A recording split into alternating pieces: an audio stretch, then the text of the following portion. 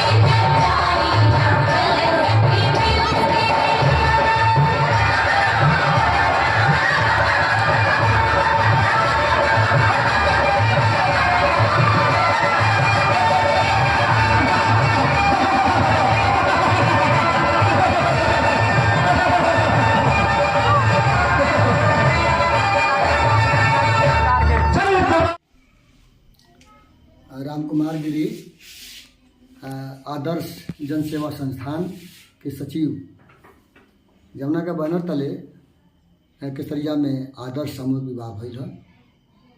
वह कार्यक्रम में 11 जोड़ी वर वधू के एक मंच पर एक साथे विवाह भइल है, जौना में कोनो जाति मजहब ऊंच नीच के कोनो भेदभाव ना रहा।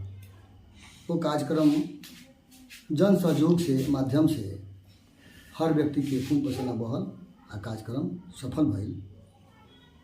वैसन कार्यक्रम से दहेज रूपी दानों से मुक्ति पावल जा सकता। ई आयोजन हमरा समझ से प्रत्येक पंचायत में होके के चाही, जौना से वो लाचार गरीब के बेटियन के भेंट ऐठ के मुआवल ना जाए, ओकरा के प्रोत्साहित कइल जाए।